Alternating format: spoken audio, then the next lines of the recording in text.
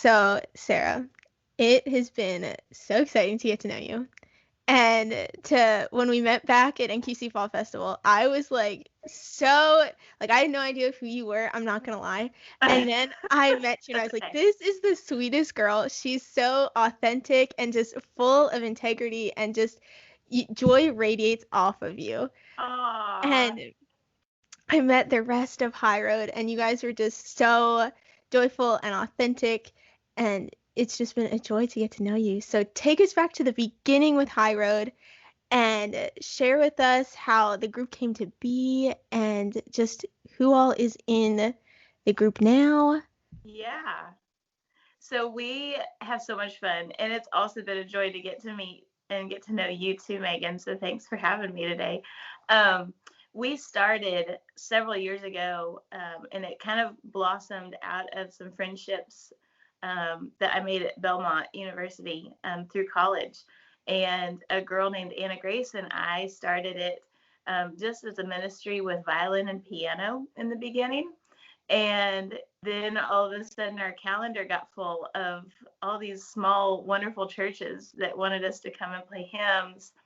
And then we thought, well, maybe we should do a recording. And it was a pretty like low key, homemade recording of mainly just hymns and just violin and piano. And things just really took off, more so than we ever imagined or dreamed possible. And so we stayed really busy for a while. And so Anna Grace ended up getting married, and now she has 4 children under the age of Yay! 5.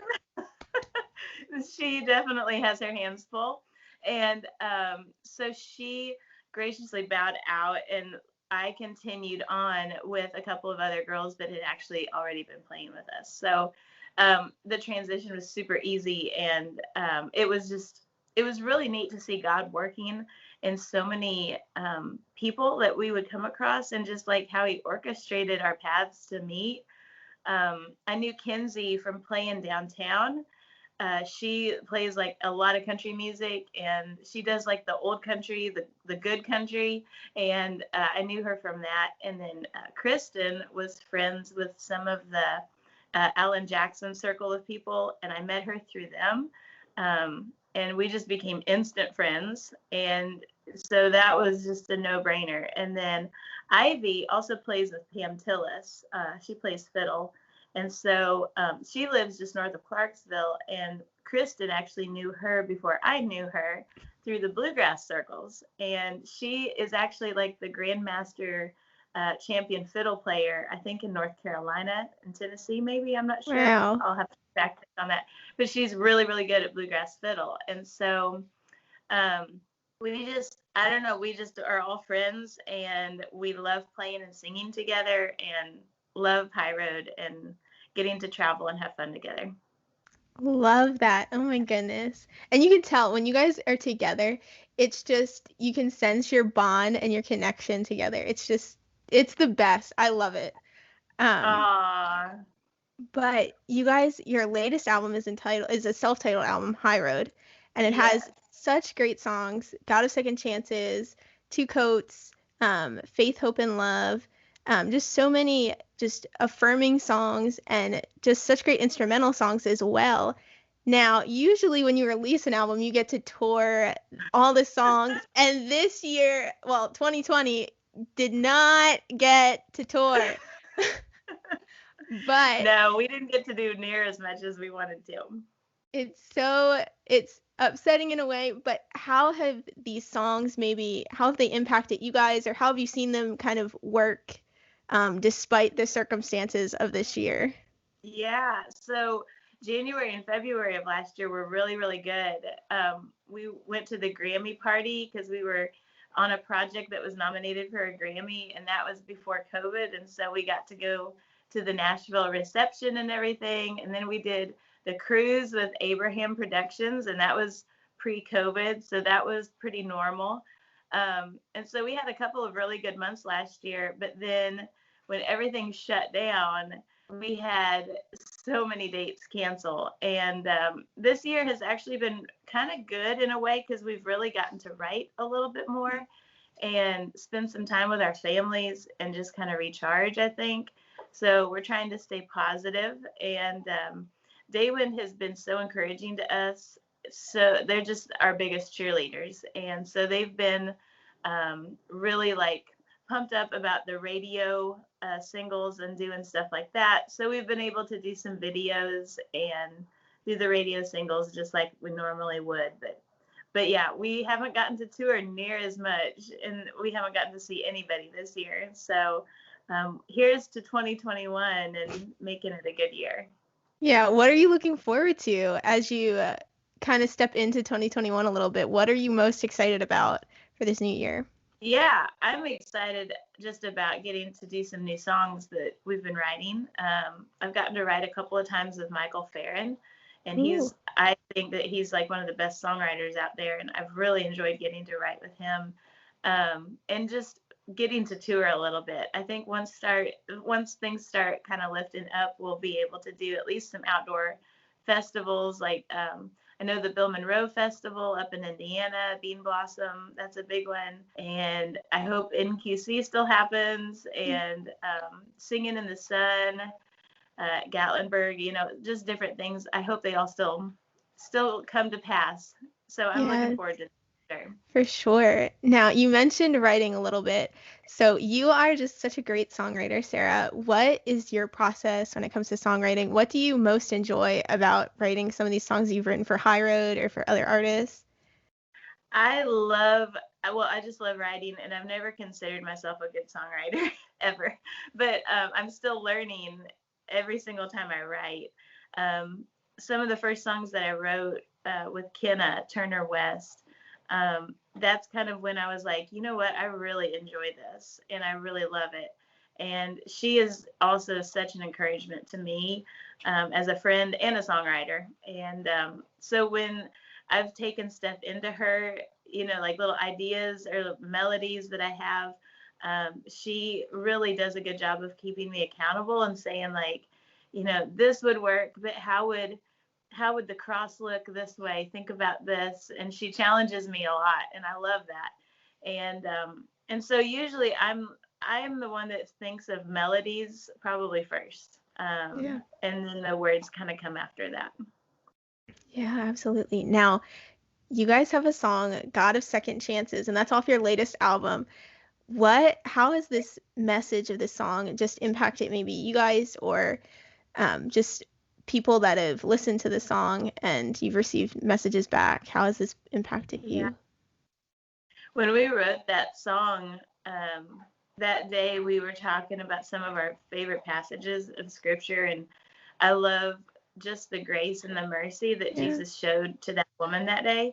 And I feel like we live in a world where not enough of that is shown to people. And so we wanted to write a song about it, and that's kind of where it came from. We're very quick to cast stones when, we have no place to do that. And so when we wrote that song, we were hoping that it would minister to people and kind of remind them that God never gives up on you. God never turns his back on you, that there's like an unconditional love from God. And so just getting to hear how that song has touched a few people, I know there's been women reach out to us that have said, this is me, this is totally me before, I met Jesus. And so it's just really awesome to have a small part in reminding people that God loves you. Wow. I love that. And I love how it's touched not just women, but it's touched so many people. And you guys even were touched by the message of the song. I think that's so important to, it's like the practice what you preach example. But now, exactly Sarah, we have one more question. And this is my favorite question. And I set this question up so big, and then I ask it, and people's hopes and dreams get kind of crushed by it. I don't know if it's like a bad thing, but everybody always has such a different answer. Ooh, so I'm excited. This question is, I feel like it's because people have such different life experiences that they have so many different answers. Yeah. But Tell me, what has been a highlight for you of your time in the music industry, your time writing, your time singing? What's just been a favorite moment, favorite memory where you're like, I wish I could go back and just like relive that as like a photo reel in my head? Oh my goodness, that's hard. I would say for sure getting to go over to Norway and getting to play over there. Um, I played over there with a couple of country groups like 10 years ago at country festivals. Kinsey goes over there all the time, and she's like a really big deal in Norway, which is awesome. And when we went over there a couple of years ago, it just was amazing. Like Christmas in Norway, I think is the best, and Yeah. it's the most beautiful place. I also really, really, really love our time in Alaska. We've gotten to go up to Alaska so much through our friend that does a lot of mission work up there. And like they send us to these really remote places. And last time we were there, we got an old church van, and our first concert was like 350 miles north of Anchorage. And we passed one gas station the whole way. Um, and I just love our time in Alaska, and I can't wait to get back. Yeah, every experience up there is life changing. I really, really like it up there. I love Probably not it. going to move up there, but I really like it. It's a little too cold. Yeah, it's a little too remote. Like when I talk to them and they're like, yeah, if you order something off of Amazon, there's no like guarantee that it's going to get here in a week. It's Oh and no. just like groceries and stuff like that. Building a house is super expensive because there's a lot of towns that there's only one way in, which is by boat or plane. So they have to haul lumber in that way. They can't drive it in or truck it in. So it really is a wilderness up there, and is a pretty unique experience every time that we go up. Wow, that's so neat. So if people want to find out more about High Road, if they want to find out just more about each one of your ministries individually, where can they head? So all of our information is at highroadmusic.com. And then all of us have Instagram and Facebook. We're pretty easy to find, just High Road Music on all those too.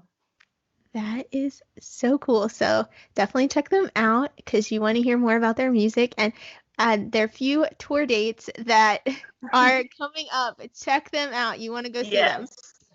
Yes. Thanks for having me, Megan. Yes, it's been fun.